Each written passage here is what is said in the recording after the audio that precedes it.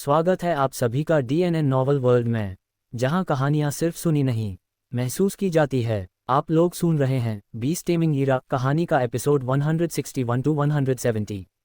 कतार के सबसे आगे एक गोल चेहरे वाला युवक खड़ा था। कर्मचारी की बात सुनकर उसने तुरंत अपने पालतू जानवर को बुला लिया। लिनमो पालतू जानवर को देखकर थोड़ा हैरान रह गया क्योंकि वह ये नहीं पहचान पाया कि यह किस प्रकार का पालतू जानवर है। हालांकि ब्लू स्टार पर कई प्रकार के खूंखार जीव मौजूद हैं और उसके लिए उन सभी को जानना असंभव था, लेकिन ये पहली बार था जब उसका सामना किसी ऐसे जीव से हुआ था जिसे उसने पहले कभी नहीं देखा था या जिसके बारे में उसने कभी सुना भी नहीं था। यह एक पालतू जानवर था जो समुद्री अर्चिन जैसा दिखता था, आकार में गोलाकार था और इसका व्यास लगभग 6 मीटर था। ये काले कांटों से ढका हुआ था जो एक विशाल कांटेदार गेंद जैसा दिखता था। इसके अलावा ये चलता नहीं था, ये लुढ़कता था जो देखने में काफी अनोखा लगता था। उसने अपना सूचना ब्रेसलेट खोला और उसे स्कैन किया, जिससे अंततः उसे इस पालतू जानवर के बारे में विस्तृत जानकारी मिल गई। नाम स्पाइकी बॉल बीस्ट।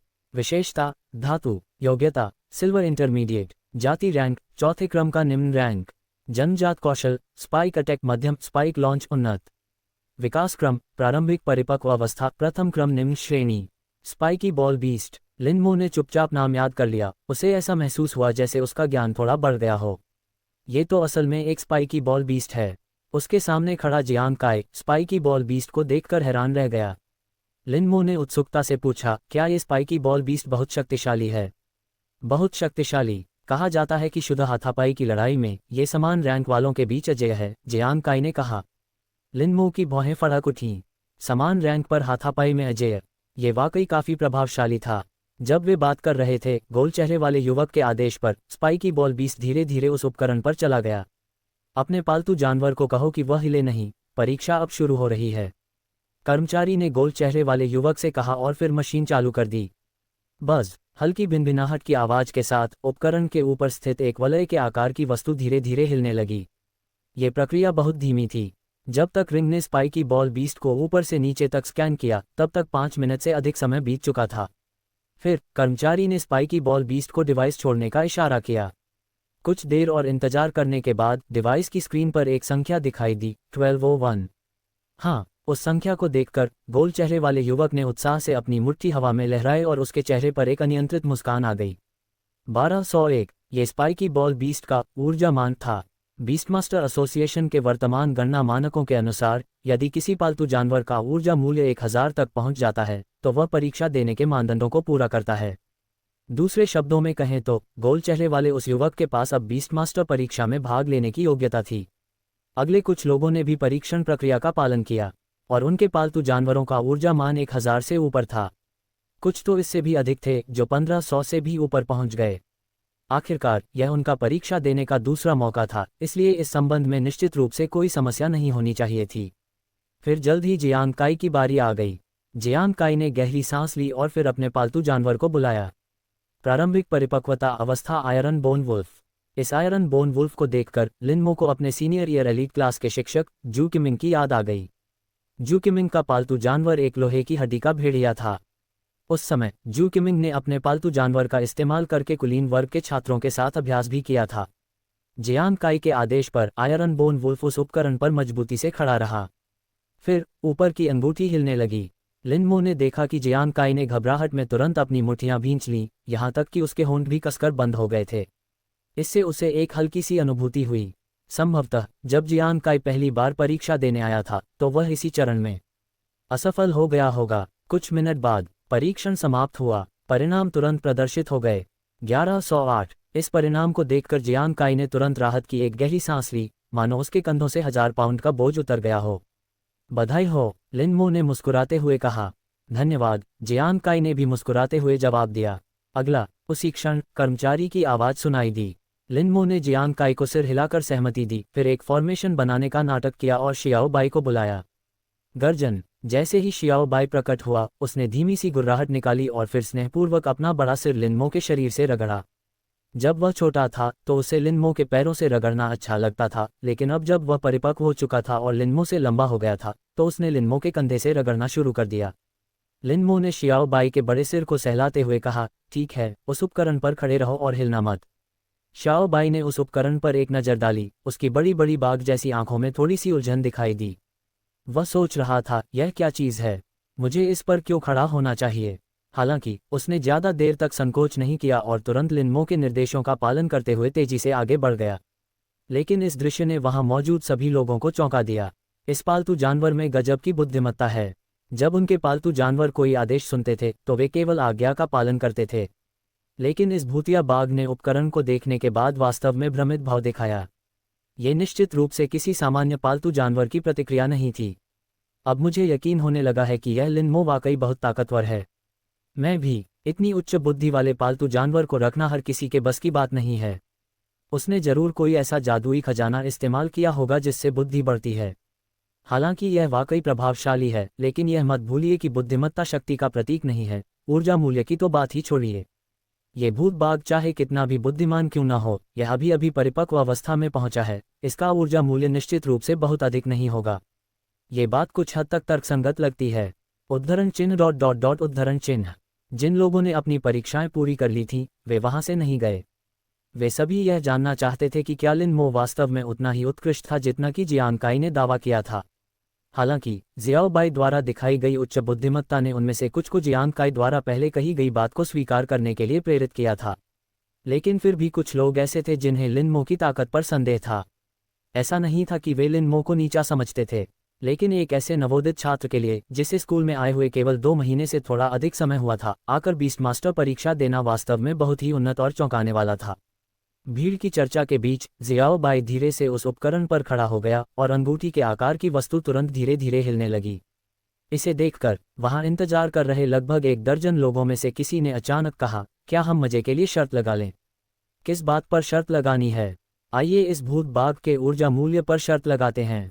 हम में से प्रत्येक एक संख्या का अनुमान लगाएगा और जो परिणाम के सबसे करीब होगा वह जीतेगा। हारने वाला हर व्यक्ति उसे 100 युआन देगा। ठीक है, मैं तैयार हूँ। मुझे लगता है 1050। मैं भी शामिल हूँ। मुझे लगता है 920। मुझे लगता है 980। मुझे लगता है 1500। जियान काई ने अनुमान लगाया। ये सुनकर बाकी सब थोड़े अचंभित रह गए। जियान काई, क्या तुम सच में आश्वस्त हो? हम में से सबसे उच्चतम स्कोर केवल 1500 से थोड़ा ऊपर है। उसके जैसा नौसिखिए इतना उच्च स्कोर कैसे प्राप्त कर सकता है? बिल्कुल सही, भले ही आपको उससे बहुत उम्मीदें हों, लेकिन आपको इतनी बेतुकी रकम का अनुमान नहीं लगाना चाहिए। मुझे ये भी लगता है कि 1500 असंभव है, भले ही आप उनके बारे में बहुत अच्छी राय रखते हो। 1300 ही उनकी अधिकतम सीमा होगी। उद्धरण चिन्ह उद्धरण चिन्ह। सभी ने बारी बारी से अपनी बात रखी। यहाँ तक कि जिन लोगों को लगता था कि लिनमो का ऊर्जा स्तर मानक को पूरा कर सकता है, उन्हें भी यह संख्या असंभव लगी। लेकिन जियान काई ने फिर भी जोर देकर कहा, मैं गलत नहीं हूँ। मुझे सच में लगता है कि लिनमो के पालतू जानवर का ऊर्जा मूल्य लगभग 1500 तक पहुँच सकता है। उसे इस हालत में देखकर बाकी लोगों ने उसे और समझाने की कोशिश नहीं की और एक एक करके अपने अनुमानित नंबर बताने लगे। लगभग 10 लोग। जियान काई के अलावा बाकी अनुमान लगाने वालों में से लगभग आधे लोगों का मानना था कि यह पारित हो जाएगा और आधे लोगों का मानना था कि यह पारित नहीं होगा। लेकिन जिन लोगों ने अनुमान लगाया था कि शियाओ बाई पास हो जाएगा, उनमें भी सबसे अधिक संख्या 1100 से अधिक नहीं थी। भीड़ की चर्चा के बीच उपकरण पर मौजूद गोलाकार वस्तु धीरे धीरे रुक गई। स्विश। घंटी बजना बंद होते ही वहां मौजूद सभी लोग चुप हो गए और फिर सबकी निगाहें एक साथ उस ओर देखने लगीं। लेकिन इस बार यंत्र पर अंक असाधारण रूप से धीमी गति से प्रदर्शित होते प्रतीत हुए। उन्हें ऐसा लगा मानो काफी लंबा समय बीत गया हो, तब जाकर आखिरकार आंकड़े दिखाई दिए। 2190। हाँ, मैंने तुमसे कहा था, भले ही वह मानक पूरा कर ले, फिर भी मूल्य 1300 से अधिक नहीं हो सकता। देखो, मैं सही था ना? ये बात कहने वाला व्यक्ति जेंग ताओ नाम का एक युवक था। जब वह बोल रहा था तो उसके चेहरे पर आत्मसंतुष्टि की झलक थी, मानो वह शर्त का विजेता बन गया हो। लेकिन जब उसकी आवाज़ धीमी हुई तो उसने पाया कि हर कोई उसे अजीब भाव से देख रहा था। ऐसा लग रहा था मानो वे किसी मूर्ख को देख रहे हों। क्या हुआ? क्या मुझसे कोई गलती हुई? सबकी निगाहें पड़ने से जेंग ताओ थोड़ा घबरा गया था। ये सिर्फ गलत ही नहीं है, बोलने से पहले आपको उस संख्या को अच्छी तरह देख लेना चाहिए। जियान काई ने बिल्कुल अवाक होकर कहा। ये सुनकर जेंग ताओ ने अनजाने में ही यंत्र पर लिखे अंक को देखा और तब उसकी आंखें पल भर में चौड़ी हो गईं और वह वहीं अवाक खड़ा रह गया। 2190, 2190, 2190। इस समय जेंग मिंगमिंग के दिमाग में केवल यही एक संख्या लगातार घूम रही थी। उसे होश में आने में काफी समय लगा और फिर उसका चेहरा थोड़ा लाल हो गया। इससे पहले उसने बस एक सरसरी नज़र डाली थी जिसमें 3 अंक 190 दिखाई दे रहे थे और अवचेतन रूप से उसे लगा कि पहला अंक 1 होना चाहिए, जो कि 1190 होगा। इसीलिए उसने वे शब्द कहे थे, लेकिन उन्हें यह उम्मीद नहीं थी कि अंतिम परिणाम वास्तव में 2190 होगा। ये भूल वास्तव में बहुत बड़ी थी। हालांकि इस समय उसे बदनामी की कोई परवाह नहीं थी, वह बस सदमे में था। बेहद हैरान, लिन मो के अलावा उपस्थित बाकी सभी लोग दूसरी बार मूल्यांकन में भाग ले रहे थे। इनमें द्वितीय वर्ष और तृतीय वर्ष के छात्र शामिल थे। दूसरे शब्दों में कहें तो वे एडवांस बीस्ट टैमिंग अकेडमी में कम से कम 1 या 2 साल से पढ़ाई कर रहे थे। फिर भी उनके पालतू जानवरों की ऊर्जा क्षमता एक ऐसे नवागंतुक द्वारा ध्वस्त कर दी गई जिसने स्कूल में केवल 2 महीने से थोड़ा अधिक समय पहले ही प्रवेश किया था। यह सचमुच थोड़ा चौंकाने वाला था। केवल झेंग ताओ ही नहीं, वहां मौजूद बाकी सभी लोग भी सदमे से भरे चेहरों के साथ यंत्र पर दिख रहे नंबर को घूर रहे थे। उन्हें इस परिणाम पर विश्वास नहीं हो रहा था। जब जियान काई ने पहले 1500 कहा था तो उन सभी को लगा था कि यह बिल्कुल असंभव है। अब तो ये संख्या 1500 से कहीं अधिक हो गई है।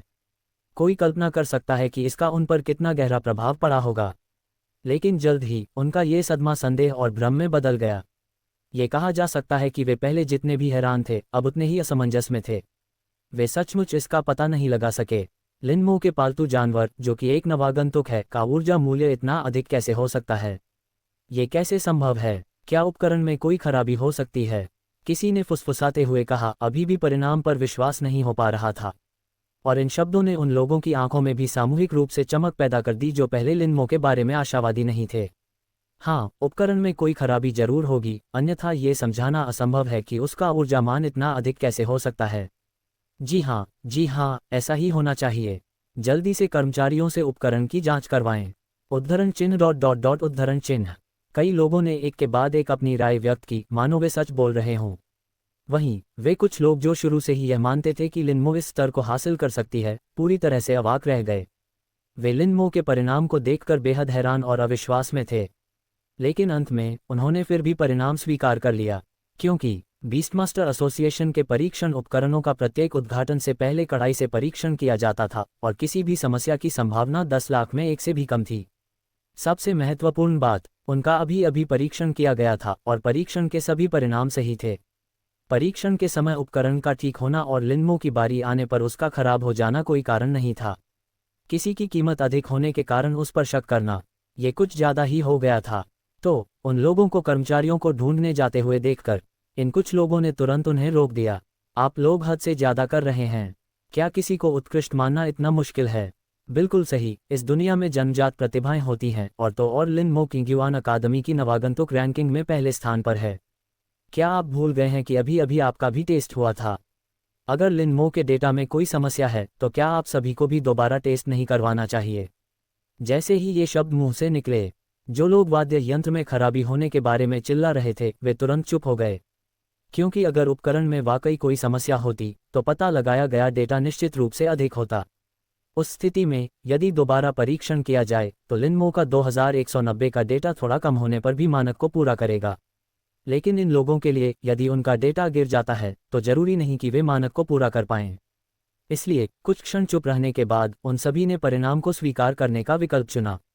लेकिन अब इन लोगों का लिन मो को देखने का नजरिया थोड़ा अलग था। विशेषकर वे लोग जिन्होंने पहले जियान काई द्वारा लिन मो की प्रशंसा करने पर संदेह व्यक्त किया था, वे वास्तव में शर्म से भर गए थे।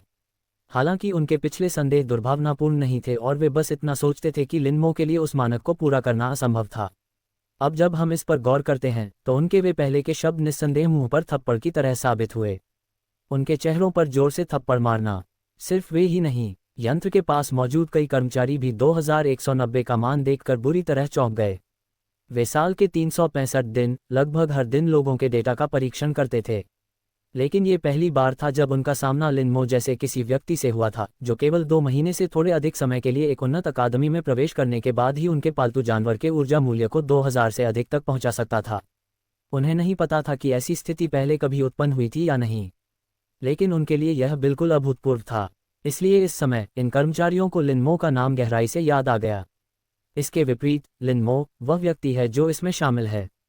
2190 नंबर देखने के बाद वह ज्यादा हैरान नहीं दिखे। दरअसल उन्होंने पहले ही अनुमान लगा लिया था कि शियाओ बाई का ऊर्जा मूल्य बहुत अधिक होगा। क्योंकि उसने बहुत पहले ही अपने पालतू जानवर की विकास गुणवत्ता पर ध्यान देना शुरू कर दिया था। और जहां तक इस बात का सवाल है कि जियाओबाई का ऊर्जा मूल्य इतना अधिक क्यों हो सकता है, उन्होंने स्वयं 2 कारणों का विश्लेषण किया।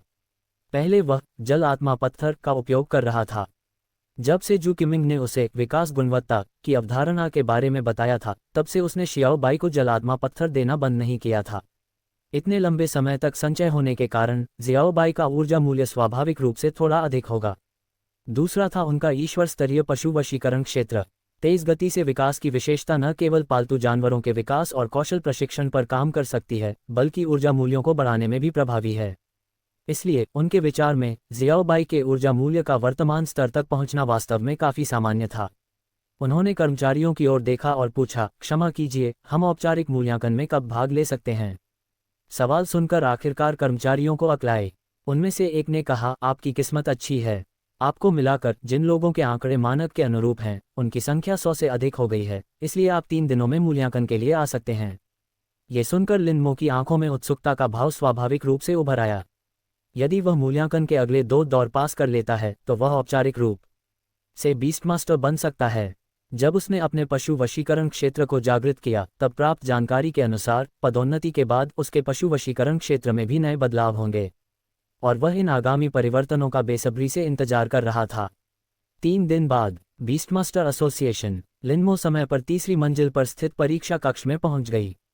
हॉल में 100 से अधिक कंप्यूटर करीने से व्यवस्थित किए गए थे, जो सभी दिशाओं में 3 मीटर की दूरी पर रखे गए थे। इस समय तक अधिकांश कंप्यूटरों पर लोग पहले से ही मौजूद थे। उन्होंने जियान काय और उन अन्य लोगों को भी देखा जिन्होंने उनके साथ बेसिक डेटा टेस्टिंग में भाग लिया था। उन्हें देखते ही कई लोगों ने उत्साहपूर्वक उनका अभिवादन किया। लिनमो ने बारी बारी से उन सभी को जवाब दिया।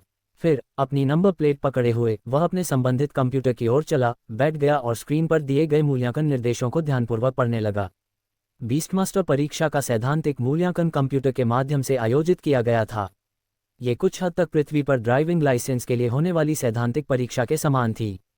उम्मीदवारों को केवल कंप्यूटर पर प्रश्नों के उत्तर देने की आवश्यकता थी और परीक्षा समाप्त होते ही परिणाम उपलब्ध हो जाएंगे। अंतर यह था कि ड्राइविंग लाइसेंस परीक्षा में अधिकतम अंक 100 थे, जिसमें उत्तीर्ण होने के लिए 90 अंक आवश्यक थे। हालांकि बीस्टमास्टर थ्योरी परीक्षा के लिए अधिकतम अंक 500 थे और उत्तीर्ण होने के लिए 450 या उससे अधिक अंक आवश्यक थे। उसने लगभग 10 मिनट और इंतजार किया। परीक्षा का समय आ गया। बीस्टमास्टर एसोसिएशन के 6 कर्मचारी तेजी से हॉल में दाखिल हुए और परीक्षा के नियमों की घोषणा की। ये सामान्य नियम थे, जैसे फुसफुसाना या इधर उधर देखना मना था। फिर परीक्षा शुरू हुई। लिनमो के सामने कंप्यूटर स्क्रीन झिलमिला उठी और पहला प्रश्न दिखाई दिया। जैसे ही उसने सवाल देखा, लिनमो के होंठों के कोने पर हल्की सी मुस्कान आ गई। ये सवाल उनके लिए बहुत सरल था। इसके बाद के समय में लिनमो ने लगभग बिना रुके दैवीय गति से सवालों के जवाब दिए। हालांकि हर कोई लिनमो की तरह धारा प्रवाह जवाब नहीं दे सकता था। बीस्टमास्टर परीक्षा को 3 भागों में विभाजित किया गया था: बुनियादी डेटा परीक्षण, सिद्धांत मूल्यांकन और व्यावहारिक मूल्यांकन। इनमें से थ्योरी असेसमेंट वह परीक्षा थी जिसमें हर बार सबसे ज़्यादा लोग बाहर हो जाते थे। ऐसा इसलिए नहीं था क्योंकि थ्योरी असेसमेंट सबसे कठिन था, लेकिन क्योंकि इसके लिए याद करने के लिए बहुत अधिक सामग्री थी। इसके अलावा इस सामग्री में कई बिंदुओं को समान रूप से व्यक्त किया गया था, लेकिन उनके अर्थ पूरी तरह से भिन्न थे। यदि किसी की स्मृति विशेष रूप से गहरी या स्पष्ट नहीं थी, तो भ्रमित होना और गलतियां करना आसान था। यही कारण था कि लिनमो को पहले हमेशा लगता था कि उसका सैद्धांतिक ज्ञान कमजोर है, क्योंकि सैद्धांतिक ज्ञान जो उन्होंने पहले हासिल किया था वह ज़्यादातर हाई स्कूल से ही प्राप्त किया था। एडवांस्ड बीस्ट टैमिंग अकेडमी में पहुंचने के बाद सैद्धांतिक ज्ञान का अधिकांश भाग स्वर अध्ययन द्वारा प्राप्त करना आवश्यक था।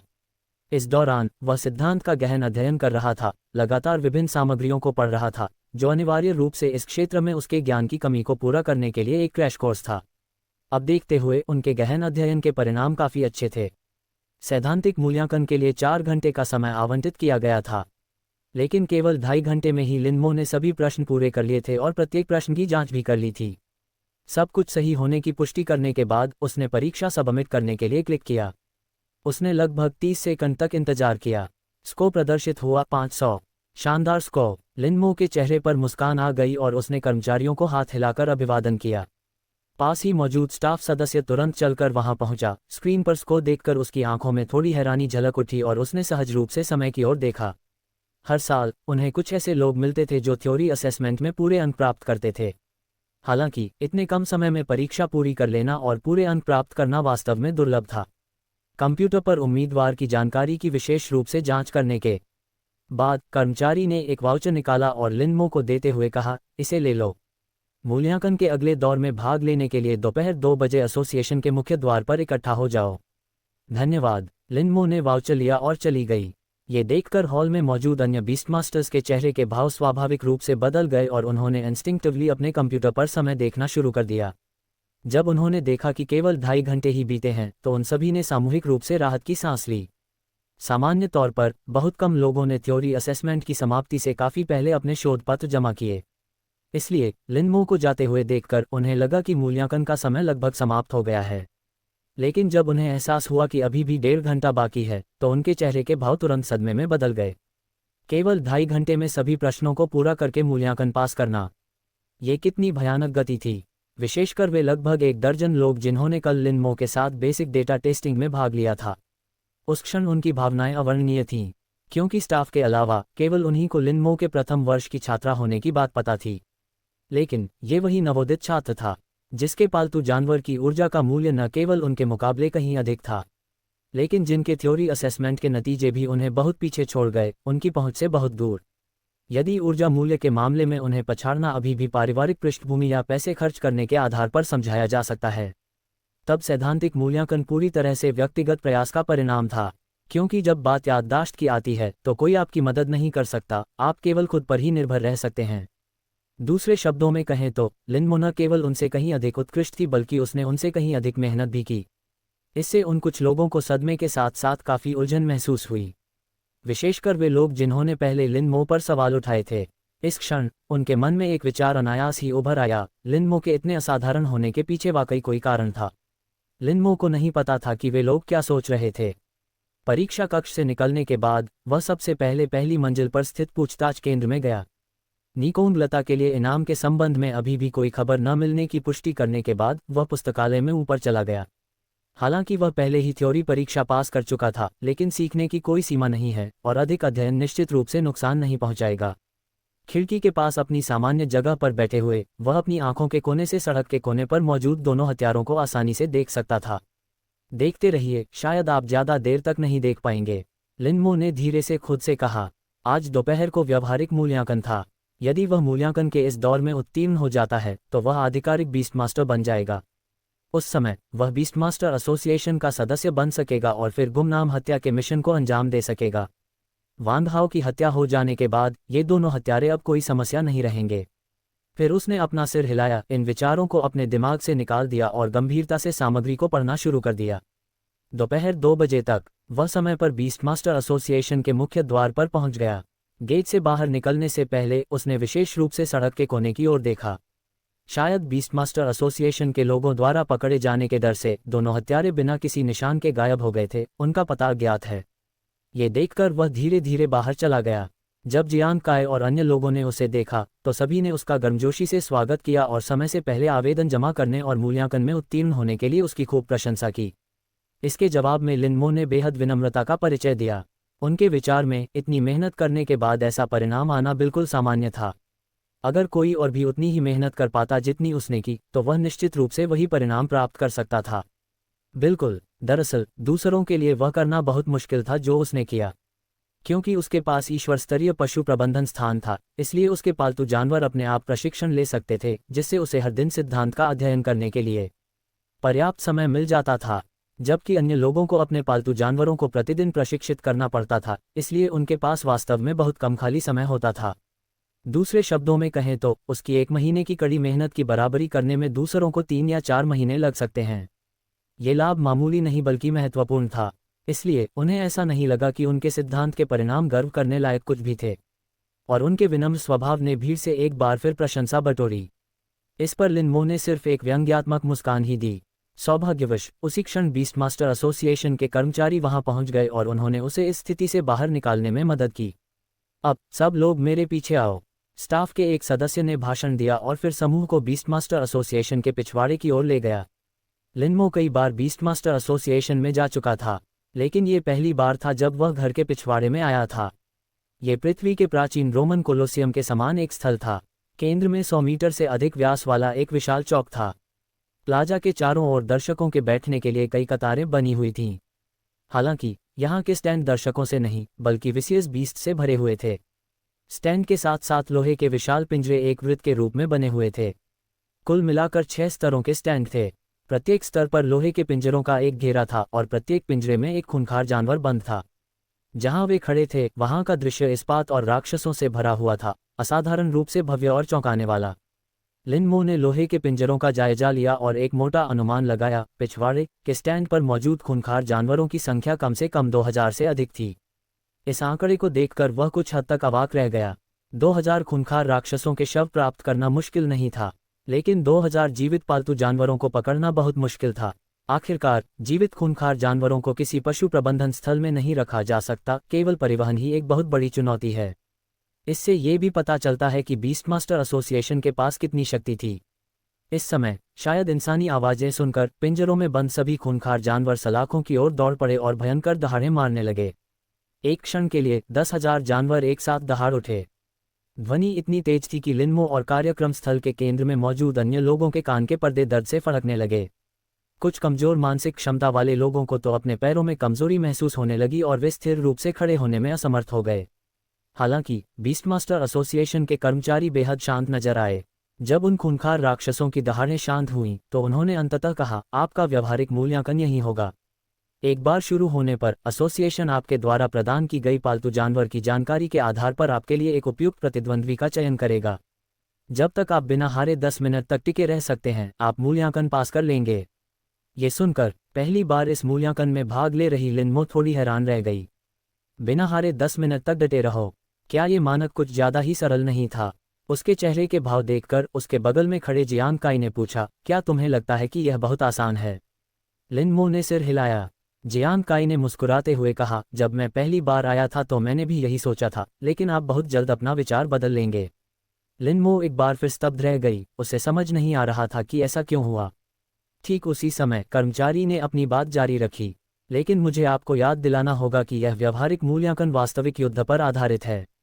इसलिए जिन खूंखार राक्षसों का आप सामना करेंगे वे स्वयं बीस्टमास्टर पर हमला कर सकते हैं।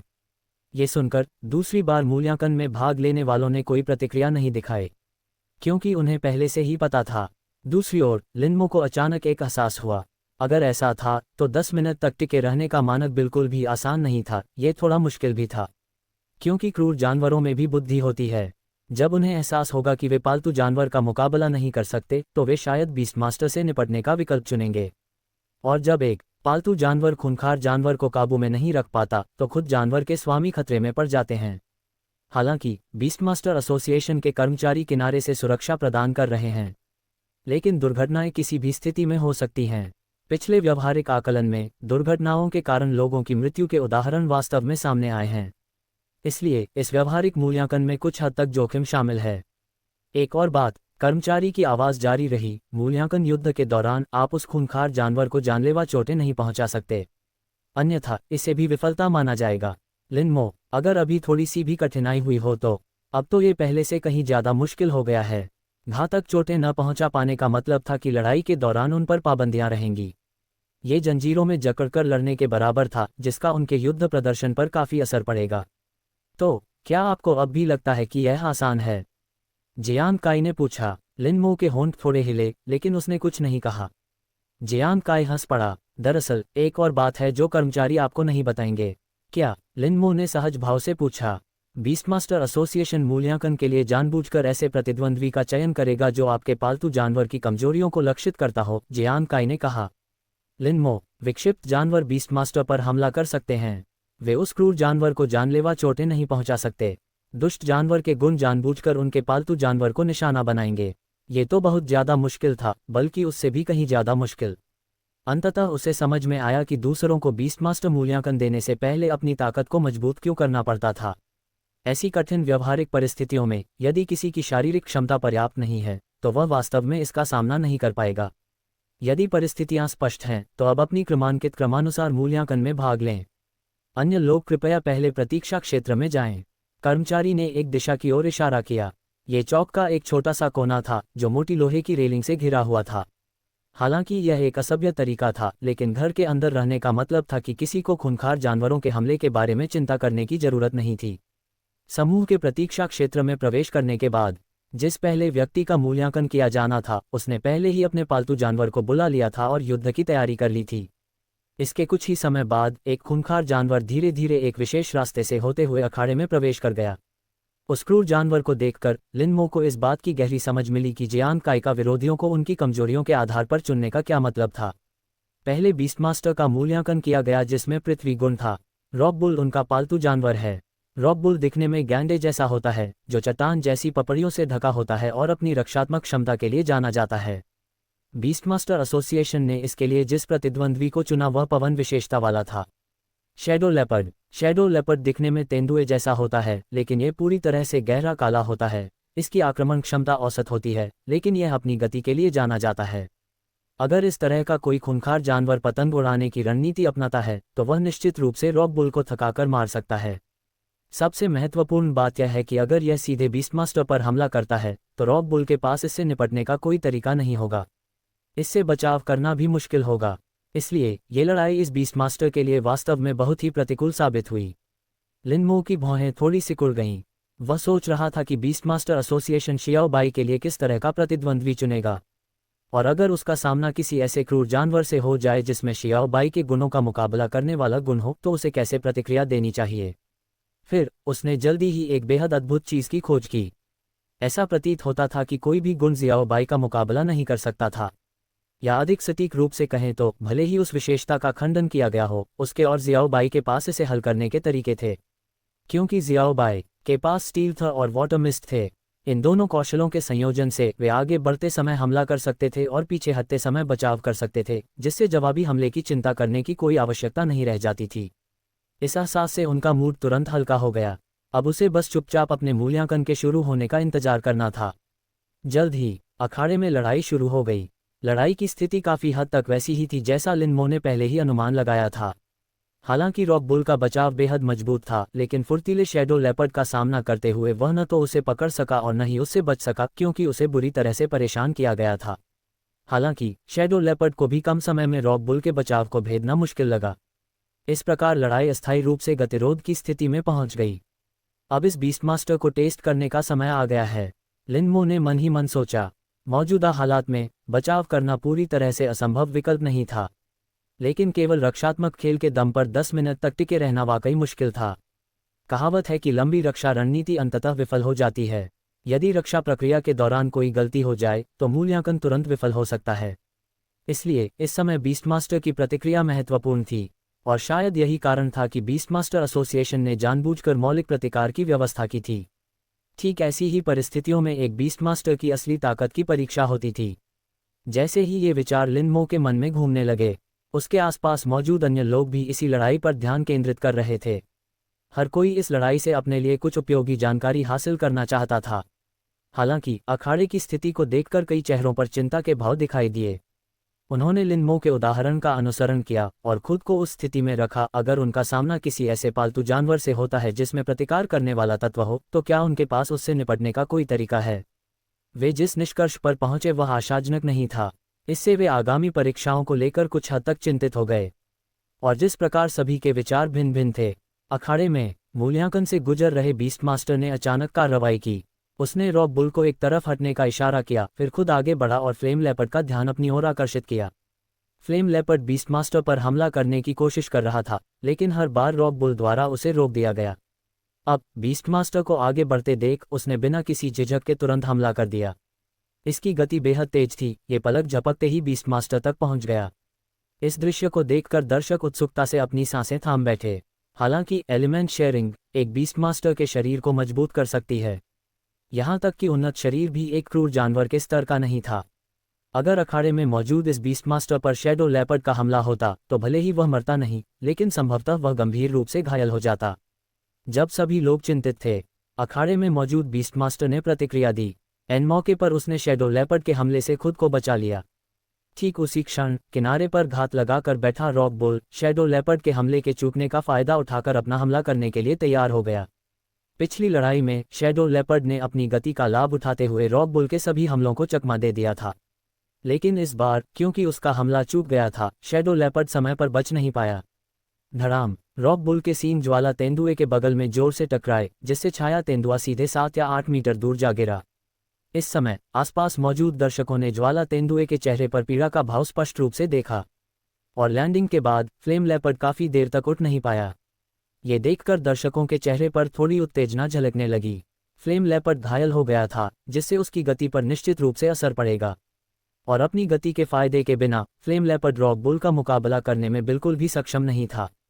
दरअसल इसके बाद जो लड़ाई हुई वह बिल्कुल वैसी ही हुई जैसी सभी को उम्मीद थी, बिना किसी और अप्रत्याशित घटना के। 10 मिनट बाद कर्मचारियों की जोरदार घोषणा के साथ अखाड़े में मौजूद बीस्टमास्टर ने सफलतापूर्वक मूल्यांकन पास कर लिया और आज प्राइमरी बीस्टमास्टर बनने वाला पहला व्यक्ति बन गया। कर्मचारियों ने तुरंत उन्हें मौके पर ही प्राइमरी बीस्टमास्टर का बैज प्रदान कर दिया।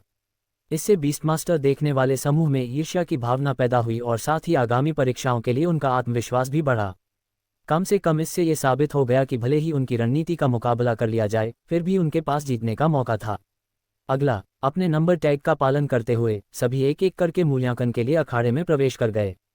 पहले परीक्षार्थी की तरह उनमें से प्रत्येक का सामना एक ऐसे क्रूर जानवर से हुआ जिसका तत्व उनके पालतू जानवर के विपरीत था। लेकिन चूंकि प्रत्येक व्यक्ति ने अलग अलग मुकाबला करने की रणनीतियां अपनाई, इसलिए अंतिम परिणाम बहुत भिन्न थे। कुछ छात्रों ने आसानी से परीक्षा उत्तीर्ण कर ली, कुछ लोगों ने अपना पूरा प्रयास किया लेकिन फिर भी असफल रहे। लिनमो पर सबसे गहरी छाप छोड़ने वाला गोल चेहरे वाला युवक था, जिसका पालतू जानवर स्पाइकी बॉल बीस्ट था। बीस्टमास्टर एसोसिएशन ने लंबी दूरी से हमला करने वाले स्नो ट्रेडिंग हिरन को उनके प्रतिद्वंद्वी के रूप में चुना। और अंत में युद्ध का नतीजा यह निकला कि स्पाइकी बॉल बीस्ट, जिसे समान स्तर पर करीबी मुकाबले में अजेय माना जाता था, इस स्नो ट्रेडिंग डीए द्वारा आसानी से पराजित हो गया। ऐसा परिणाम, लिनमो के बगल में बैठे जियांग काई की आंखें चौड़ी हो गईं। उसे उम्मीद नहीं थी कि स्पाइकी बॉल बीस्ट, जिसे अपने स्तर पर करीबी मुकाबले में अजेय माना जाता था, वास्तव में आकलन में विफल हो जाएगा। हालांकि लिनमो अपेक्षाकृत शांत रहीं। जब बर्फ पर चलने वाला हिरन प्रकट हुआ तो उसे पूर्वाभास हो गया कि गोल चेहरे वाला युवक असफल हो सकता है, क्योंकि स्पाइकी बॉल बीस्ट की कमजोरी उसकी ताकत जितनी ही स्पष्ट थी, उसमें लंबी दूरी तक लड़ने की क्षमता का अभाव था। हालांकि इसके शरीर पर मौजूद नुकीले कांटों को फेंका जा सकता था, लेकिन उनकी उड़ान की सीमा सीमित थी, जिससे वे दुश्मन तक नहीं पहुंच पाते थे। इसलिए लंबी दूरी से हमला करने वाले एक क्रूर राक्षस के सामने वह पूरी तरह से असहाय था। गोल चेहरे वाला युवक केवल एक कड़वी मुस्कान के साथ इस परिणाम को स्वीकार कर सका और निराशा से भरे चेहरे के साथ वहां से चला गया। इस बार को मिलाकर यह उनकी दूसरी असफल परीक्षा थी।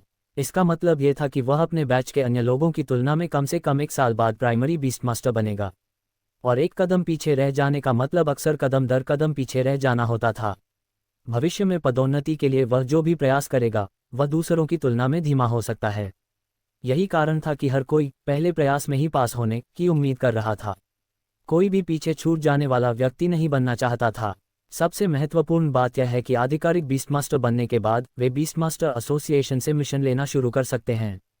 इन मिशनों से होने वाली आय अक्सर काफ़ी अधिक होती थी, जिससे उन्हें जल्दी ही आर्थिक स्वतंत्रता प्राप्त करने में मदद मिलती थी। ये जानना महत्वपूर्ण है कि प्रशिक्षु पशु प्रशिक्षकों की आय बहुत कम या न के बराबर होती है। उनके खर्चे आमतौर पर उनके परिवारों द्वारा पूरे किए जाते हैं। आधिकारिक बीस्टमास्टर बनने के बाद ही उन्हें पैसा कमाने की प्रारंभिक क्षमता प्राप्त हो सकती थी। आखिरकार लिनमो जैसे लोग जो अपने प्रशिक्षु पशु गुरुकाल के दौरान बड़ी आय अर्जित कर सकते थे, वास्तव में दुर्लभतम थे। इसके बाद मूल्यांकन प्रक्रिया जारी रही। सूर्यास्त होने तक अंततः लिनमो की बारी आई। जैसे ही कर्मचारियों ने लिनमो का नाम पुकारा, उसे जानने वाले सभी लोग तुरंत एक साथ उसकी ओर देखने लगे। वे लिनमो के मूल्यांकन परिणाम का बेसब्री से इंतजार कर रहे थे। बुनियादी डेटा परीक्षण और सैद्धांतिक मूल्यांकन में लिनमो का प्रदर्शन शानदार रहा था। इसलिए वे ये भी देखना चाहते थे कि जब लिनमो एक ऐसे क्रूर जानवर का सामना करेगी जिसमें जवाबी तत्व मौजूद हो, तो वह कैसा प्रदर्शन करेगी।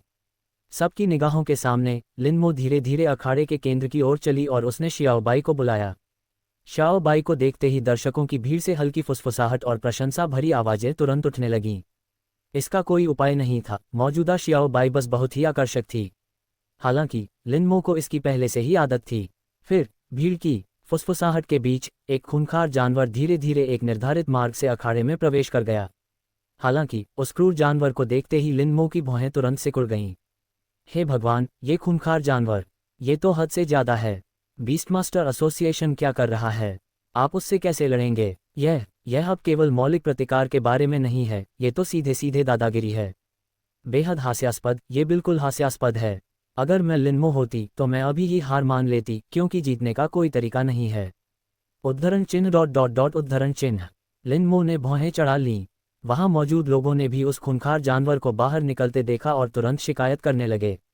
कई लोग तो अन्याय की भावना से प्रेरित होकर लिनमो के समर्थन में आवाज उठा रहे थे, क्योंकि जो खूंखार जानवर प्रकट हुआ वह एक रक्त छायाबाज था। हालांकि सबकी शिकायतें ब्लड शैडो ईगल की अप्रतिम शक्ति के कारण नहीं थीं, बल्कि इसलिए थीं क्योंकि यह एक फ्लाइंग टाइप पोकेमोन था। क्रूर जानवर। उड़ान प्रकार पशुपालन की दुनिया में क्रूर जानवरों को सबसे कठिन प्रकारों में से एक माना जाता है, जिनसे निपटना मुश्किल होता है। क्योंकि बीस्टमास्टर उड़ नहीं सकते, इसलिए अगर उनके पास फ्लाइंग टाइप पोकेमोन नहीं है तो उन्हें उड़ने वाले विसियस बीस्ट के खिलाफ गंभीर नुकसान उठाना पड़ता है। उनका अपना पालतू जानवर। सीधे शब्दों में कहें तो आप पलटवार करने की क्षमता के बिना केवल वार ही सह सकते हैं। अगर उनका हमला चूक जाता है तो वे बस उड़ जाते हैं और आप उन तक बिल्कुल भी नहीं पहुंच सकते। इसी वजह से वहां मौजूद लोगों ने कहा कि बीस्टमास्टर एसोसिएशन उसे परेशान कर रहा था। ये स्पष्ट रूप से लिनमो को 10 मिनट तक टिके रहने के लिए पूरी तरह से रक्षात्मक खेल पर निर्भर रहने के लिए मजबूर करने की एक योजना थी। ये कठिनाई का स्तर एक साधारण मौलिक प्रतिकार की तुलना में कहीं अधिक था। मौन। बीस्टमास्टर एसोसिएशन के एक कर्मचारी ने ठंडे स्वर में चिल्लाते हुए भीड़ की चर्चा को बाधित किया। जो कोई भी हंगामा करता रहेगा उसकी इस मूल्यांकन के लिए योग्यता तत्काल रद्द कर दी जाएगी। ये सुनकर वहां मौजूद लोगों ने तुरंत जोर जोर से बोलना बंद कर दिया। हालांकि वे धीमी आवाज में बड़बड़ाते रहे। ऐसे क्रूर जानवर से सामना होना, लिनमो वाकई बदकिस्मत है। सच है, मैंने बीस्टमास्टर के आकलन पर काफी शोध किया है और यह पहली बार है जब मैंने किसी को फ्लाइंग टाइप पोकेमोन का सामना करते हुए सुना है। क्रूर जानवर। क्या कोई जानबूझकर लिनमो को निशाना बना रहा है? मुझे लगता है कि आप बहुत ज्यादा सोच रहे हैं। उस रास्ते पर जाने के बजाय किसी दूसरे विकल्प पर विचार क्यों नहीं करते? क्या संभावना है? बीस्टमास्टर एसोसिएशन ने फ्लाइंग टाइप पोकेमोन को चुनने का कारण यह है। पालतू जानवर इसलिए है क्योंकि लिनमो बहुत ताकतवर है। उड़ने वाले प्रकार का उपयोग करना, क्या पालतू जानवर इसलिए क्योंकि वह बहुत ताकतवर है? ये कैसी तर्कसंगत बात है? अब तक आपको ये बात समझ आ गई होगी कि यद्यपि एसोसिएशन द्वारा भेजे गए खूंखार जानवर हमारे पालतू जानवरों के गुणों का मुकाबला करते हैं, फिर भी उनकी कुल ताकत लगभग हमारे पालतू जानवरों के बराबर है। ये सुनकर सभी ने हल्के से सिर हिलाया। पिछले आकलन को याद करते हुए वास्तव में यही स्थिति थी। इसलिए मुझे लगता है कि लिनमो की अत्यधिक शक्ति के कारण और उसी स्तर के एक साधारण दुष्ट जानवर का भूत बाघ से कोई मुकाबला नहीं है, इसलिए एसोसिएशन को एक उड़ने वाले प्रकार के जानवर को भेजना पड़ा, विशियस बीस्ट ताकत के अंतर को पाटने के लिए। इस तरह से देखा जाए तो इसमें कुछ हद तक समझदारी तो है। हाँ, ऐसा है, लेकिन अगर ऐसा है तो लिनमो कितनी ताकतवर है? किसी ने ये सवाल उठाया, जिससे वहां मौजूद लोग एक बार फिर गहन चिंतन में डूब गए। अगर उसी स्तर का एक साधारण विक्षिप्त प्राणी भी उसका सामना नहीं कर सका और उन्हें अंतर को पाटने के लिए एक उड़ने वाले प्रकार के प्राणी का उपयोग करना पड़ा, तो वह कितना शक्तिशाली था। लोगों के समूह ने जटिल भावों के साथ लिनमो की ओर देखा। चाहे लिनमो आज के मूल्यांकन में पास हुआ हो या नहीं, वह बीस्टमास्टर एसोसिएशन को इस मुकाम तक पहुंचाने वाला पहला व्यक्ति था। कम से कम वह पहला व्यक्ति था जिसके बारे में उन सभी को पता था। इस दौरान मैदान के बीचों बीच लिनमो ने धीरे धीरे अपनी भौहें शिथिल कर लीं। ब्लड शैडो ईगल को देखते ही उनकी पहली प्रतिक्रिया ये थी कि वे इस युद्ध मूल्यांकन में असफल हो सकते हैं। जब से उन्होंने हाई स्कूल शुरू किया था, स्कूल ने हमेशा इस बात पर जोर दिया था कि उड़ने वाले प्रकार के खूंखार जानवरों से निपटना सबसे मुश्किल था। अगर वे जंगल में होते तो उन्हें सबसे ज्यादा सावधान उड़ने वाले जीवों से रहना चाहिए था। पालतू जानवर। इस प्रकार उड़ने वाले प्रकार की अवधारणा, क्रूर जानवरों से निपटना सबसे मुश्किल होता है, ये बात ब्लू स्टार पर मौजूद हर व्यक्ति के दिमाग में लगभग अंकित हो गई थी। हालांकि ब्लड शैडो ईगल और शियाओ बाई के बीच की स्थिति का सावधानीपूर्वक विश्लेषण करने के बाद उसे लगा कि उसके पास अभी भी मूल्यांकन पास करने का मौका है। क्योंकि हालांकि ब्लड शैडो ईगल एक फ्लाइंग टाइप था, विक्षिप्त जानवर की उड़ान गति औसत थी और उसकी आक्रमण क्षमता भी साधारण थी। दूसरे शब्दों में कहें तो फ्लाइंग टाइप होने के अलावा यह अन्य पहलुओं में विशेष रूप से शक्तिशाली नहीं था। इसलिए उसके लिए 10 मिनट तक टिके रहना ज्यादा मुश्किल नहीं होना चाहिए। तभी उनके बगल में खड़े कर्मचारी ने कहा, यदि आपको एसोसिएशन की व्यवस्थाओं पर कोई आपत्ति है तो आप मूल्यांकन के बाद अपील दायर कर सकते हैं, लेकिन अभी के लिए कृपया परीक्षा की तैयारी करें। लिनमो ने सिर हिलाया और शियाओ बाई को स्टील्थ मोड में प्रवेश करने का संकेत दिया। ये देखकर कर्मचारी ने उस क्रूर जानवर और लिनमो के बीच का आखिरी द्वार खोल दिया। तारांकन स्विश। तारांकन। जैसे ही द्वार गायब हुआ, लगभग उसी क्षण ब्लड शैडो ईगल ने अपने पंख फड़फड़ाए और तीर की तरह लिनमो की ओर झपटा। इसकी गति इतनी तेज थी कि यह पलक झपकते ही पहुंच गया।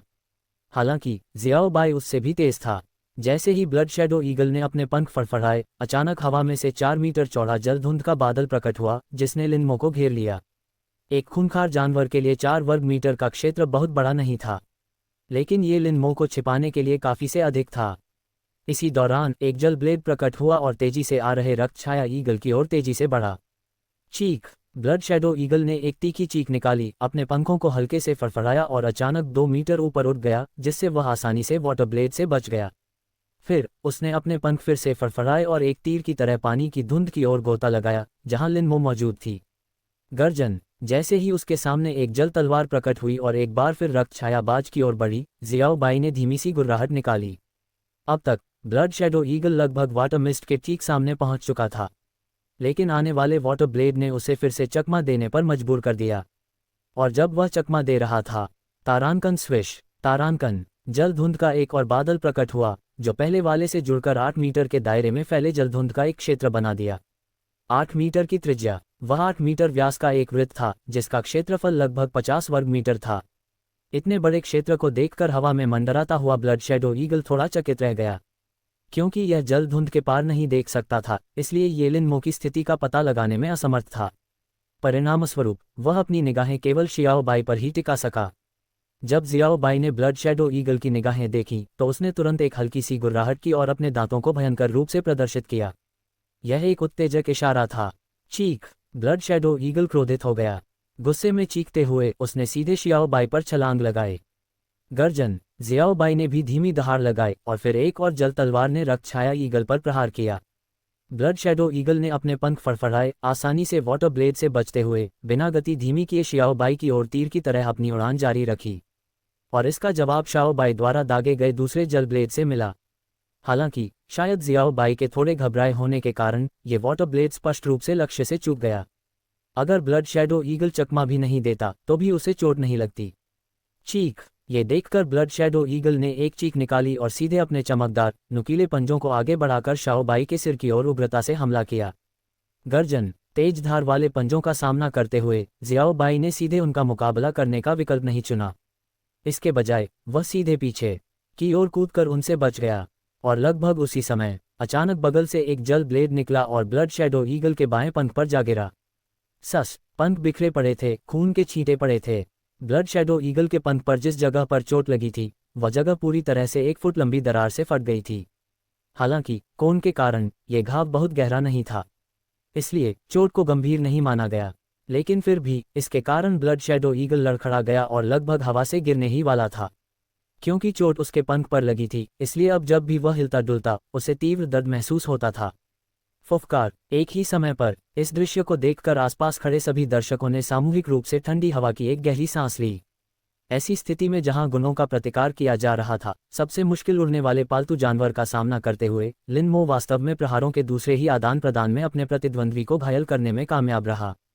इससे वे सचमुच थोड़े डर गए, क्योंकि उनके विचार में यह एक अत्यंत अविश्वसनीय घटना थी। यह एक उड़ने वाला विक्षिप्त जीव है, और उसे इस तरह चोट लग गई। कुछ क्षण बाद आखिरकार कोई वास्तविकता में वापस आ गया। अभी अभी वो वाटर ब्लेड क्या था?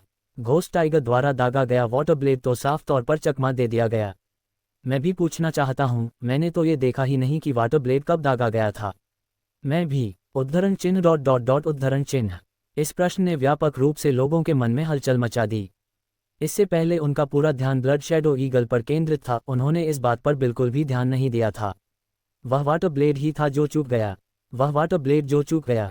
हाँ, वह वाटर ब्लेड वास्तव में चूका नहीं था, वह बस एक घुमावदार प्रक्षेपवक्र में ब्लड शैडो ईगल की ओर उड़ गया। ये सुनकर भीड़ में तुरंत सन्नाटा छा गया। फिर लिनमो को देखते ही उनकी निगाहें एक बार फिर तीव्र सदमे में बदल गईं।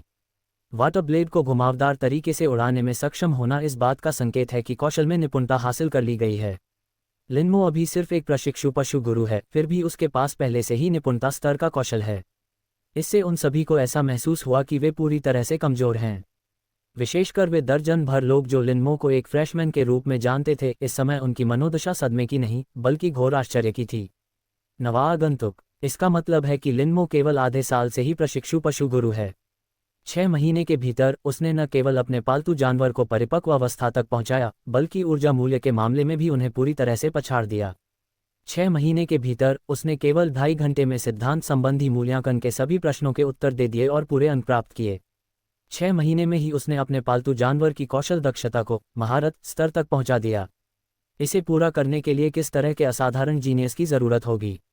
हर बीस्ट मास्टर ने कभी न कभी जीनियस बनने का सपना देखा होगा। जियांग काय और अन्य लोग भी स्वाभाविक रूप से अपवाद नहीं थे, लेकिन अपनी कल्पनाओं में भी वे खुद को इतना प्रतिभाशाली होने की कल्पना करने की हिम्मत नहीं करते थे। ये कहना कोई अतिशयोक्ति नहीं होगी कि लिन मो की ताकत का स्तर उनकी कल्पना की ऊपरी सीमा को पहले ही पार कर चुका है। अखाड़े का केंद्र, घायल पंख वाला ब्लड शैडो ईगल तुरंत हवा में उड़ गया और शियाओ बाई से दूरी बना ली। आसपास मौजूद दर्शकों की तरह इसे भी नहीं पता था कि वह जल तलवार कहाँ से आई थी, इसलिए अब शियाओ बाई का सामना करते हुए यह विशेष रूप से सतर्क था। और ठीक इसी क्षण लिनमो को घेरे हुए जल धुंध के दोनों समूह धीरे धीरे छंटने लगे। लिनमो की आकृति एक बार फिर उसकी दृष्टि रेखा में दिखाई दी। चीख! ब्लड शैडो ईगल ने एक चीख निकाली, अपने पंख फड़फड़ाए और सीधे लिनमो की ओर झपटा। हालांकि एक पंख में चोट लगने के कारण इसकी उड़ान की गति पहले की तुलना में काफी धीमी हो गई थी, यहाँ तक कि नंगी आंखों से भी इसकी उड़ान पथ का पता लगाया जा सकता था। गर्जन! जियाओ बाई ने धीमी दहाड़ मारी और तुरंत जल धुंध छोड़ने ही वाला था, लेकिन लिनमो ने उसे रोक दिया। लिनमो ने शियाओ बाई को शांत रहने का इशारा किया, फिर अपनी निगाहें मजबूती से पास आ रहे ब्लड शैडो ईगल पर टिका दी। बीस्टमास्टर एसोसिएशन चाहती थी कि वह 10 मिनट तक निष्क्रिय रूप से बचाव करे, लेकिन यह उसकी लड़ने की शैली नहीं थी।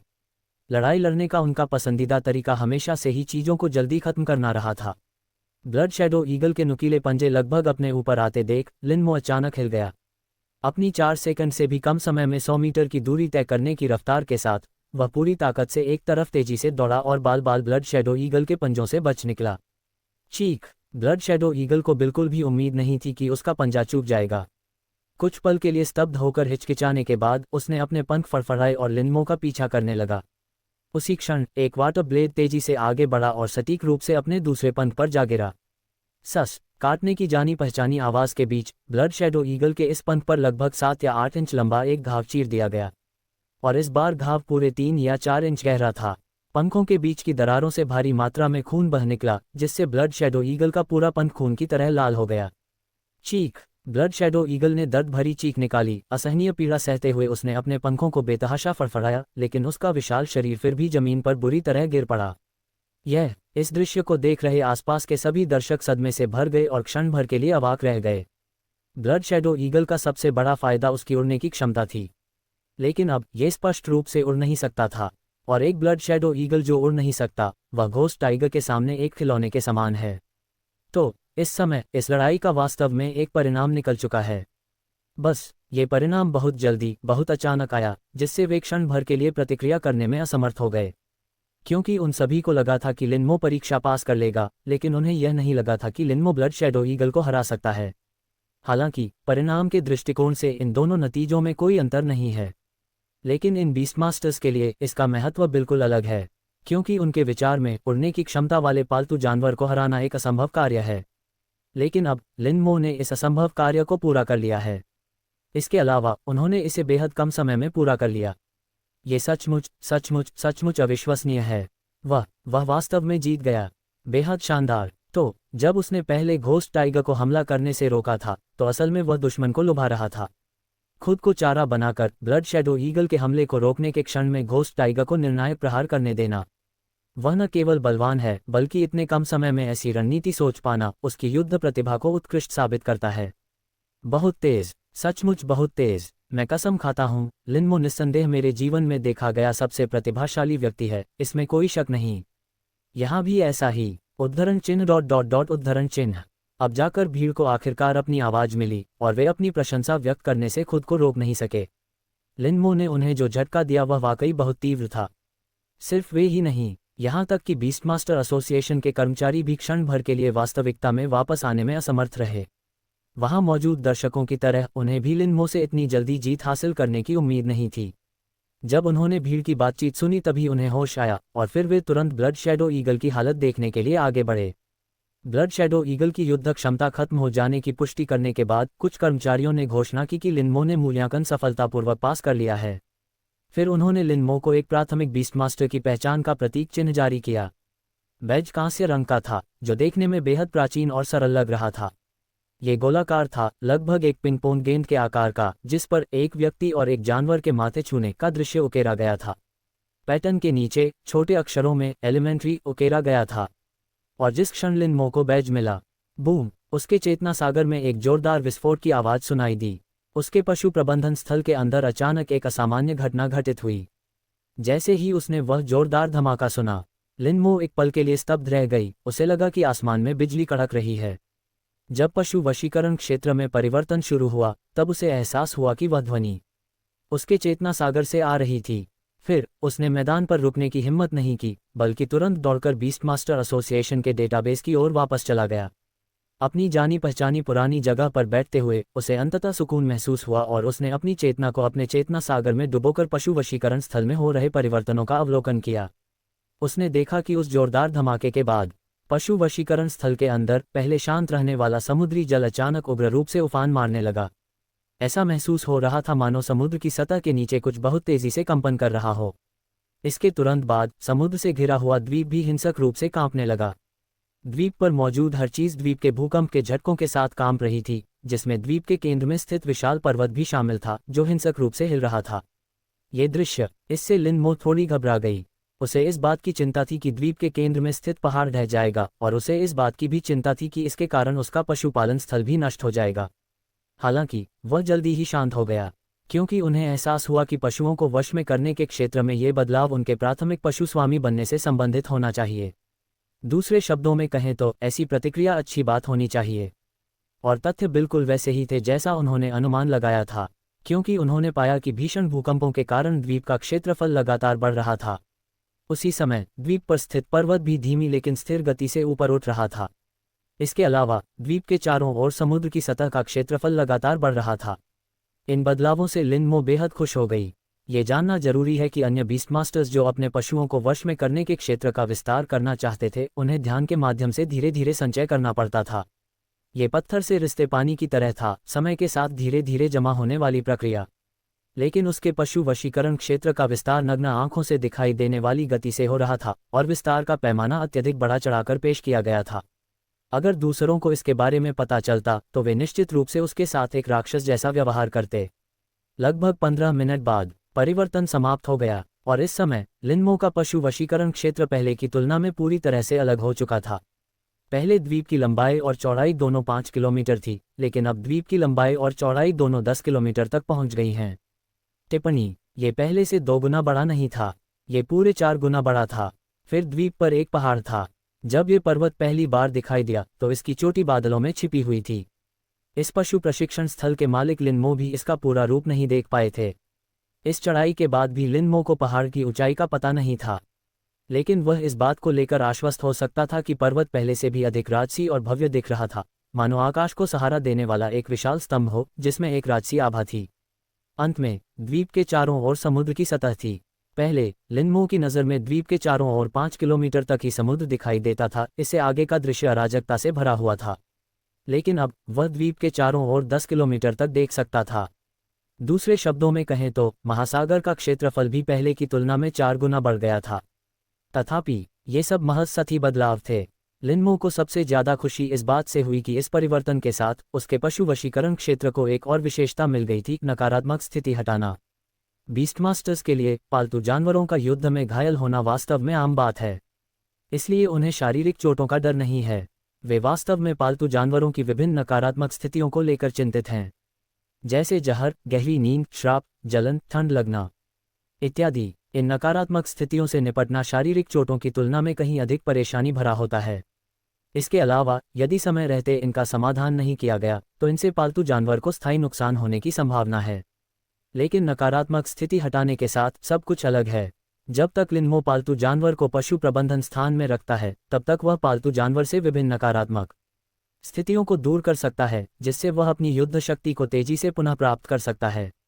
बेशक नकारात्मक स्टेटस को दूर करने के लिए एक प्रक्रिया की आवश्यकता होती है और यह रातों रात हासिल नहीं किया जा सकता है, लेकिन फिर भी ये पहले से ही बहुत प्रभावशाली है, क्योंकि अब से उसे उन विशेष प्रकार के खूंखार जानवरों का सामना करने की चिंता नहीं करनी पड़ेगी।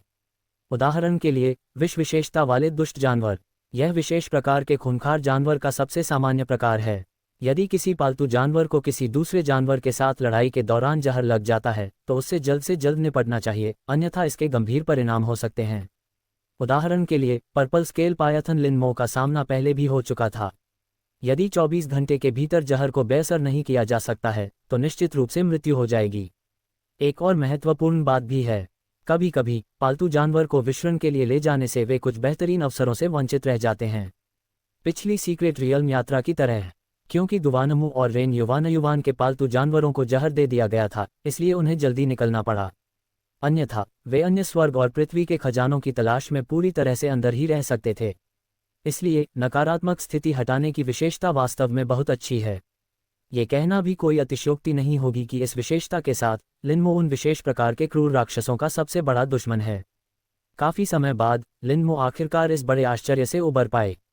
तो मेरे पशु वशीकरण क्षेत्र में अब कुल 4 विशेषताएं हैं। लिनमो ने मन ही मन कुछ बुदबुदाया। पिछली 3 विशेषताएं तेज गति से विकास, प्रतिभा संवर्धन और तत्काल बुलाना थीं, साथ ही वर्तमान नकारात्मक स्थिति हटाना भी शामिल है। लिनमो को खुद भी यह महसूस हो रहा था कि कहीं वह कुछ ज्यादा ही शक्तिशाली तो नहीं है, लेकिन अगले ही पल वह सोचने से खुद को रोक नहीं पाया, मुझे आश्चर्य है कि अगले अपग्रेड के दौरान कौन सा नया गुण जागृत होगा। उसे जो जानकारी मिली उसके अनुसार जब उसने अपनी पशु वशीकरण क्षमता को जागृत किया तो हर बार जब वह अपनी पशु वशीकरण रैंक बढ़ाता है तो वह एक नई विशेषता को जागृत कर सकता है। इसलिए हालांकि वह अभी अभी प्राइमरी बीस्ट मास्टर के पद पर पहुंचा है, लेकिन वह पहले से ही अगले अपग्रेड के लिए उत्सुक है, और उनके लिए इंटरमीडिएट बीस्ट मास्टर के पद तक पहुंचना वास्तव में मुश्किल नहीं है, क्योंकि इंटरमीडिएट बीस्ट मास्टर बनने के लिए 3 कठिन शर्तें हैं।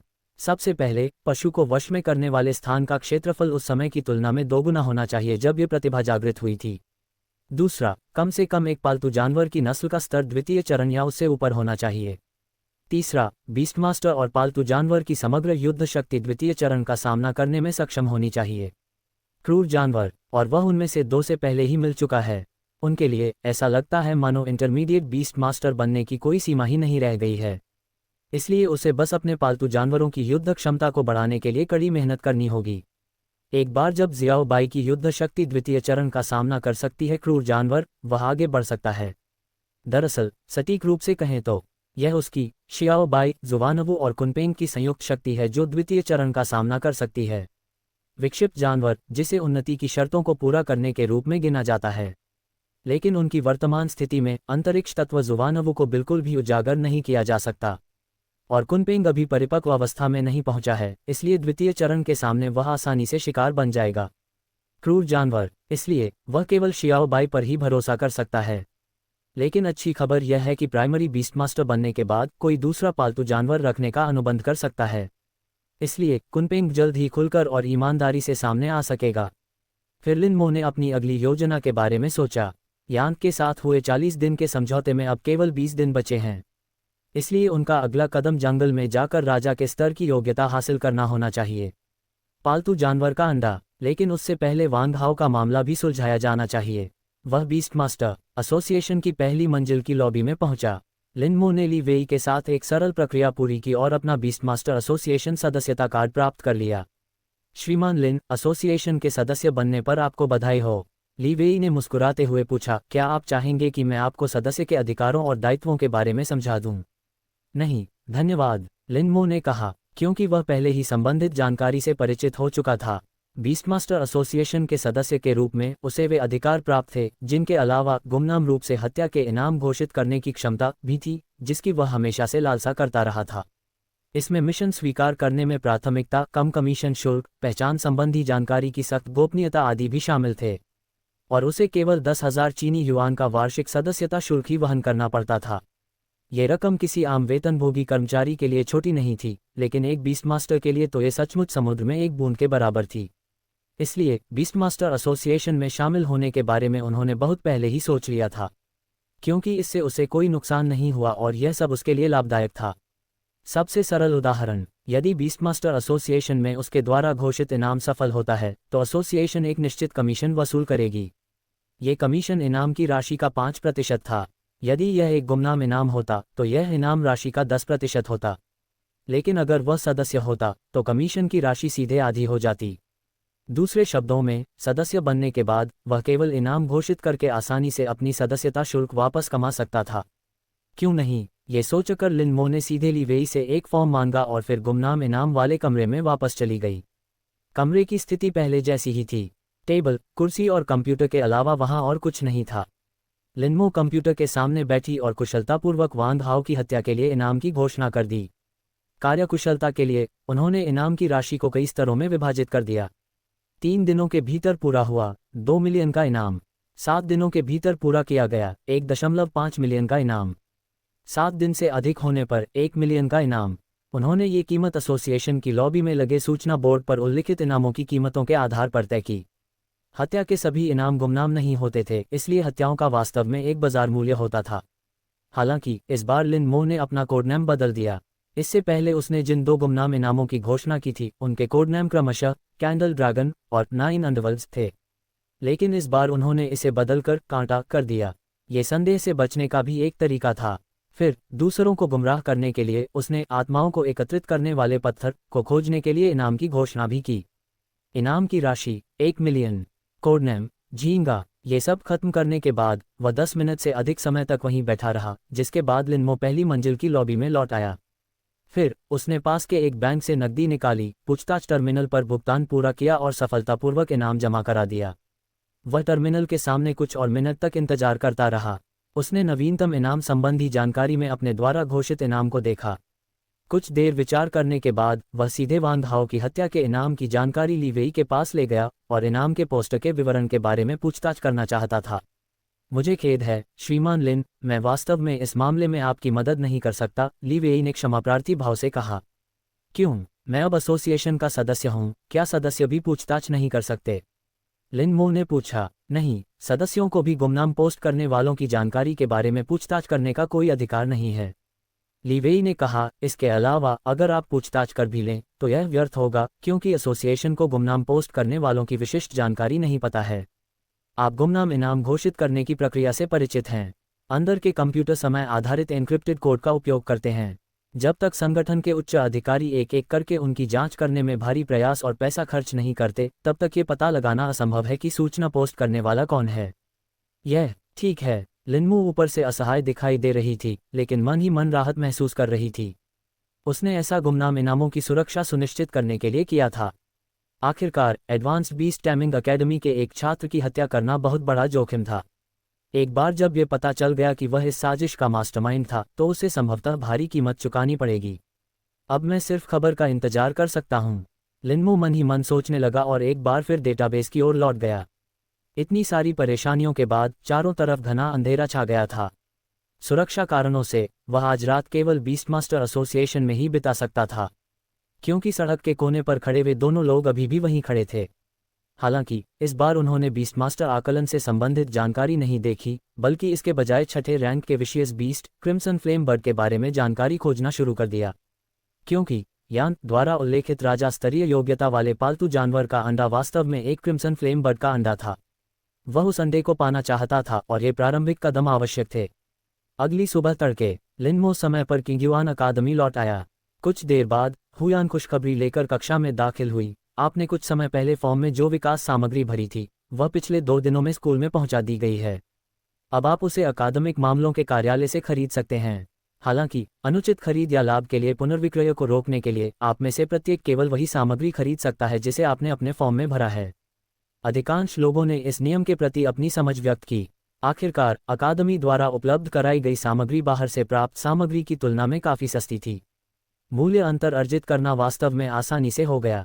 इसके अलावा अवैध खरीद का मुद्दा भी था।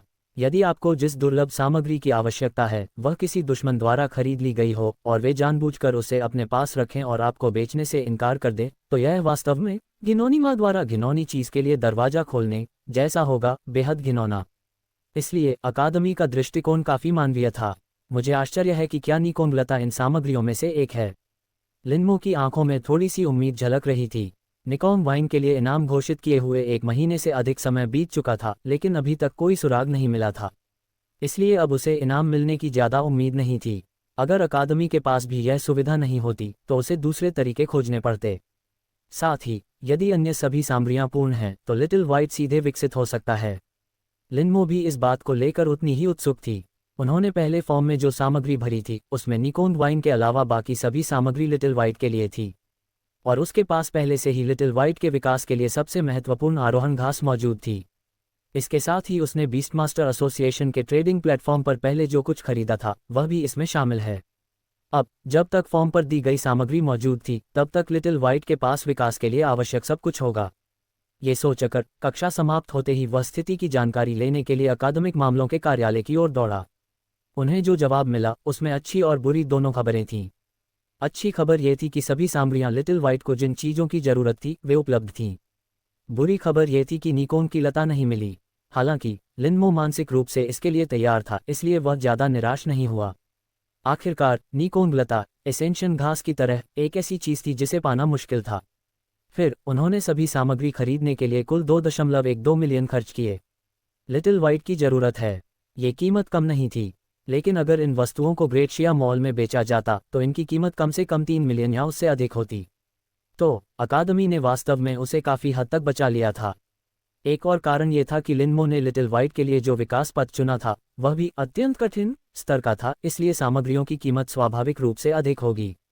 अगर उन्होंने विकास का कोई सरल मार्ग चुना होता तो शायद कुछ लाख डॉलर ही खर्च होते। आखिरकार कई बार जितना अधिक प्रयास किया जाता है उतना ही अधिक इनाम मिलता है। इन सामग्रियों को लेकर लिनमो जल्दी से अपने छात्रावास के शांत कमरे में लौट आया और तुरंत लिटिल वाइट को अपना विकास शुरू करने दिया। वास्तव में विकास की शुरुआत करना सरल था, बस जियाओ बाई को उन सामग्रियों को एक विशिष्ट क्रम में निगलने की आवश्यकता थी। बाकी सब कुछ बस पेट के अंदर उन चीज़ों की प्रतिक्रिया का इंतजार कर रहा था। लगभग 5 मिनट में जियाओ बाई ने सभी सामग्री निगल ली थी। फिर लगभग 10 मिनट बाद अचानक उसके शरीर से एक हल्की नीली रोशनी निकली। पहले तो प्रकाश हल्का था, लेकिन वह तेजी से तीव्र हो गया, जिससे जियाओ बाई सीधे नीले प्रकाश के गोले में बदल गया। हालांकि लिनमो ठीक उसके बगल में खड़ा था, लेकिन वह उस नीली रोशनी के कारण अंदर मौजूद शियाओ बाई को नहीं देख पा रहा था। हालांकि बीस्टमास्टर और उसके पालतू जानवर के बीच मानसिक संबंध पर भरोसा करते हुए वह जानता था कि जियाओ बाई की वर्तमान स्थिति अच्छी थी, इसलिए वह चिंतित नहीं था। आधे घंटे से अधिक समय तक गोलाकार अवस्था बनाए रखने के बाद नीली रोशनी धीरे धीरे कम होने लगी, और अंततः लिनमो ने देखा कि विकास के बाद शियाओ बाई कैसा दिखता है। देखने में पहले से ज़्यादा बदलाव नहीं आया था, यह अब भी आमतौर पर बाघ जैसा ही दिखता था।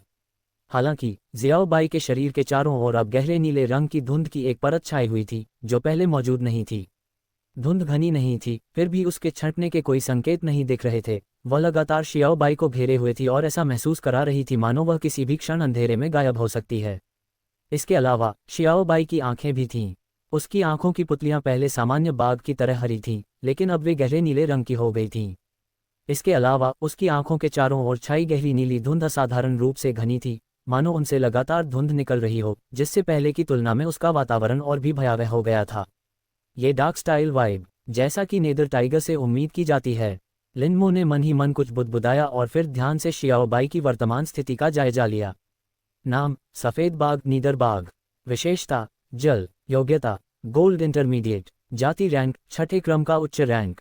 जन्मजात कौशल छुपकर चलना उन्नत निपुणता, जल ब्लेड उन्नत निपुणता, जल धुंध उन्नत प्रारंभिक स्तर। विकास क्रम प्रारंभिक चरण परिपक्व अवस्था, लड़ाई की क्षमता रैंक 1 मध्यवर्ती। पालतू जानवरों के विकास का सार उनकी नस्ल का उत्थान और छलांग है।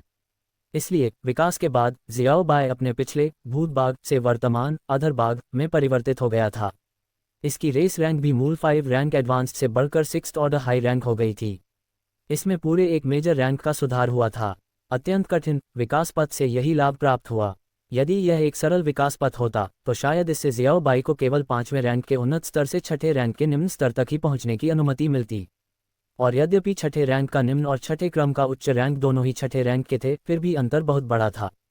यह अफसोस की बात है कि कोई नया कौशल जागृत नहीं हुआ। लिनमो ने मन ही मन कुछ बुदबुदाया। जब कोई पालतू जानवर विकसित होता है तो उसमें नए कौशल जागृत होने की भी संभावना होती है, लेकिन लेवल अप करने की तरह ही अवेकनिंग की संभावना भी अधिक नहीं है। इसलिए उसे इस बात का कोई पछतावा नहीं था। इसके अलावा उसे ये भी महसूस हुआ कि रेस रैंक बढ़ने के बाद शियाओ बाई की समग्र ताकत में पहले की तुलना में जबरदस्त उछाल आया है। सबसे पहले ताकत, गति, चपलता, रक्षा, ऊर्जा मूल्य आदि जैसे बुनियादी गुणों में सुधार हुआ। यदि इन विशेषताओं का मान पहले 100 था तो अब ये कम से कम 130 तक पहुंच गया है, जो कम से कम 30% की वृद्धि है। फिर कौशल में सुधार हुआ। पालतू जानवर के कौशल में मूलभूत गुणों का संवर्धन अनिवार्य रूप से लाभकारी होता है, विशेषकर कौशल की शक्ति। लिन मो ने जानबूझकर शियाओ बाई से पूरी शक्ति से जल ब्लेड निकलवाया। इसकी शक्ति पहले से कम 30% अधिक थी। इससे पहले गुप्त क्षेत्र में जियाओ बाई के जल ब्लेड ने बैंगनी स्केल अजगर के शरीर पर केवल एक हल्का निशान छोड़ा था। लेकिन अगर अब उनका सामना किसी बैंगनी रंग के अजगर से होता तो लिन मो को पूरा भरोसा था कि वाटर ब्लेड उसके शरीर पर मौजूद शल्कों को आसानी से काट सकता था। शक्ति के अलावा जियाओ बाई की कौशल प्रयोग की गति, उपयोगों की संख्या और कौशलों के बीच संक्रमण की गति में भी काफी सुधार हुआ था। इनमें सबसे स्पष्ट अंतर कौशलों के बीच संक्रमण की गति का था। पहले अगर जियाओ बाई लगातार 2 वाटर ब्लेड फायर करता था तो एक स्पष्ट क्रम होता था, लेकिन अब अगर ये लगातार 2 वाटर ब्लेड दागता है तो उनके बीच का समय अंतराल बहुत कम होगा। इस छोटे से बदलाव को कम मत समझिए, युद्ध में यह अत्यंत घातक होता है। आखिरकार एक के बाद एक 2 वाटर ब्लेड को ब्लॉक करना और एक साथ 2 वाटर ब्लेड को ब्लॉक करना पूरी तरह से अलग अवधारणाएं हैं। उपरोक्त सभी बातों को एक वाक्य में सारांशित किया जा सकता है। जातिगत रैंक में वृद्धि ने जियाओ बाई की युद्ध शक्ति को जबरदस्त बढ़ावा दिया। लिन मो का अनुमान है कि मौजूदा शियाओ बाई को साधारण प्रथम श्रेणी के मध्यवर्ती के खिलाफ कोई खास दबाव नहीं झेलना पड़ेगा। क्रूर जानवर, दूसरे शब्दों में जियाओ बाई के विकास ने उन्हें एक मध्यवर्ती पशु स्वामी बनने की दिशा में एक बड़ा कदम उठाने में भी सक्षम बनाया। ये सोचते ही लिन मो के होठों के कोनों पर एक प्यारी सी मुस्कान आ गई। ताकत में तेजी से हो रही वृद्धि का यह एहसास सचमुच बहुत ही रोमांचक था। हालांकि उनकी मुस्कान जल्द ही गायब हो गई। उसने शुवानवु के बारे में सोचा।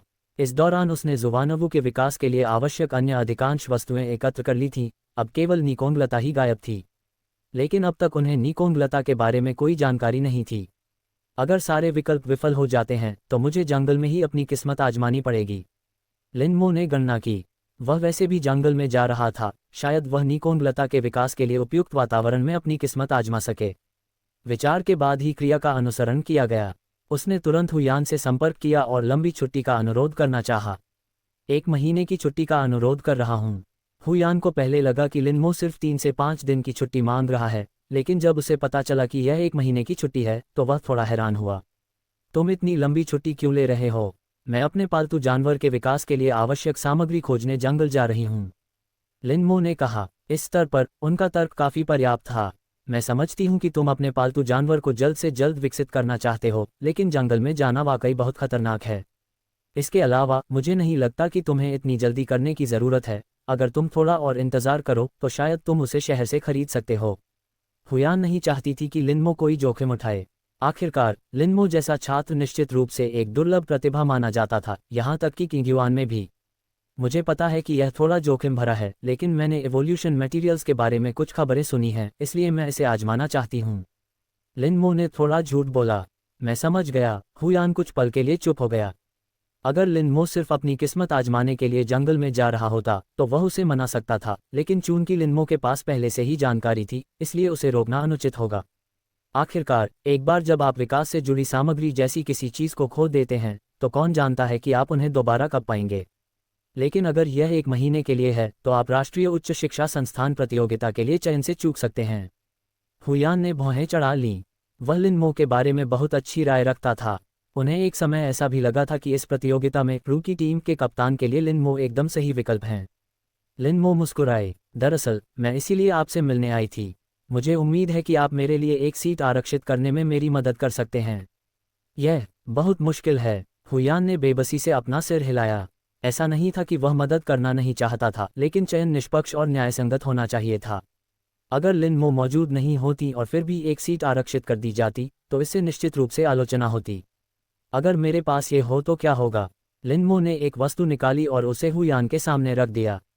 तो ये था बीस्ट टेमिंग ईरा कहानी का 161 से 170 तक की एपिसोड। अगर कहानी पसंद आए तो सब्सक्राइब, लाइक और कमेंट करें, और भी इसी तरह के कहानी सुनने के लिए हमारे साथ जुड़े रहे।